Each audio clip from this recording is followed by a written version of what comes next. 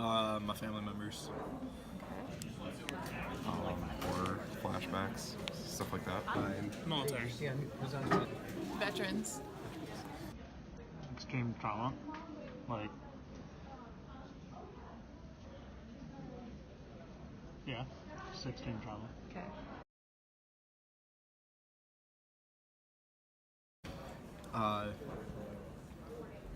Being put in a situation where you have to make a hard decision and it leaves bad memories that can get triggered. Moments of extreme stress in situations that are out of your control. Traumatic stress. Oh, geez, I don't know. I mean, like, I guess trauma. So, yeah, anything that's, like, scarring or, like, anything like that.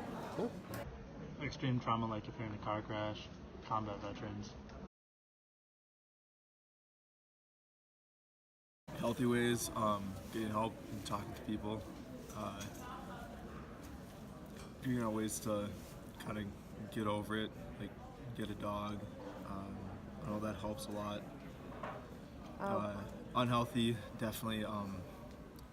Like I know some people I've known have done like drugs to get over it.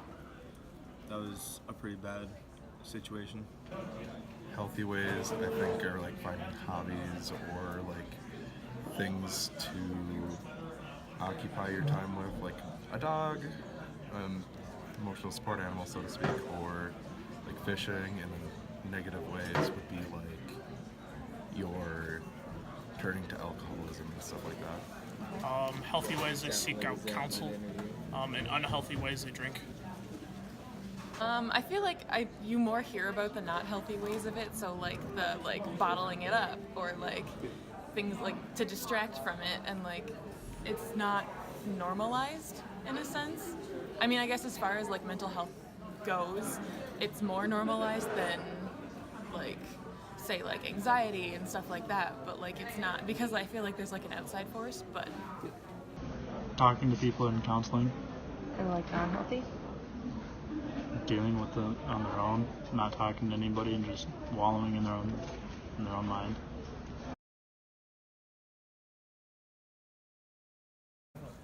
Some of my family members, they got flashbacks to back when they were in war. Their instincts would just kick in, and they would go right back to being how they were when they were overseas. I can't think of any like for sure off the top of my head, but I mean like extreme stress, panic, those seem to be common ones. I do not know any. oh geez, I mean, panic attacks, like a lot of like trigger episodes or like triggers, depression, just general anxiety. I know like really high amounts of anxiety, panic attacks are caused by triggers, so like combat veterans get fireworks. That it's uncurable, untreatable type stuff. That there's really no way to get over it. There's always going to be that part of you in there. The stigma surrounding like PTSD, I think a lot of people think that it's not as bad as it actually is for people, and people don't really understand like how it affects people on like a core level, and that's a bad stigma to have because mental illness is such a prevalent thing in our society today. That if you have PTSD, you must be weak. I feel like there's definitely a stigma with veterans where it's like if they're a veteran, it's like they have PTSD like automatically, and it's not always like looked into as much as it should be probably. But I mean, I don't necessarily agree with it, but I know a lot of people think that they're not curable, or not curable, but like not able to be helped. Like it's kind of their own thing that they have to deal with.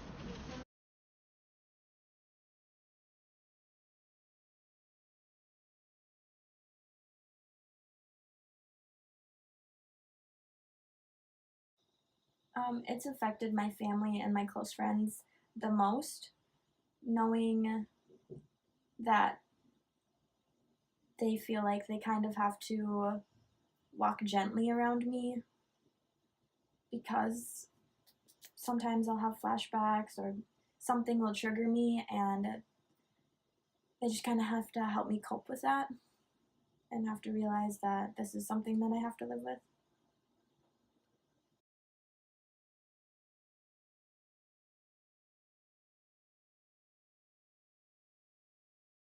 Um, yeah, I was afraid to tell people mostly because I didn't want to seem fragile, and I feel like that's what people think of when they think of PTSD, or that they'll freak out, and that's not the case.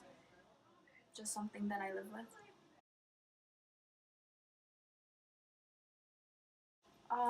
Yeah, I avoided getting help for years because this is just something that I think I've always lived with since I was really young, and I was afraid of like seeming weak even to myself.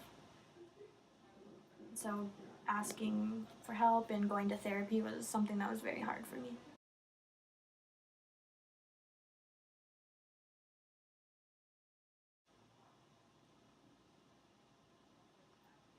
Um, it's been different. I've had to make a lot of changes and recognize my symptoms and deal with those and kind of cope in better ways.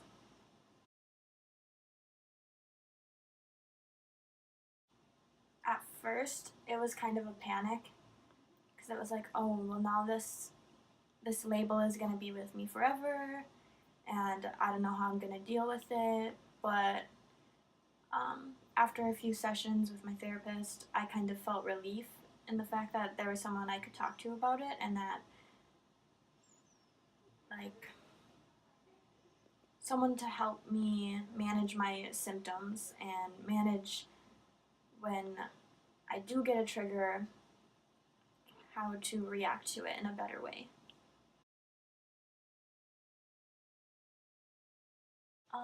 Basically any loud noises, so people arguing or just someone who's talking very loud or someone dropping something.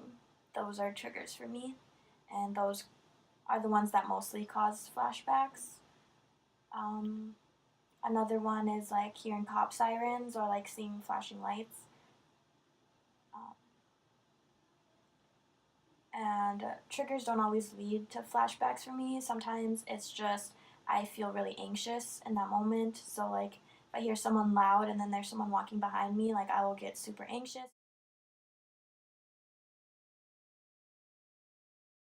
Okay, so my experience personally is that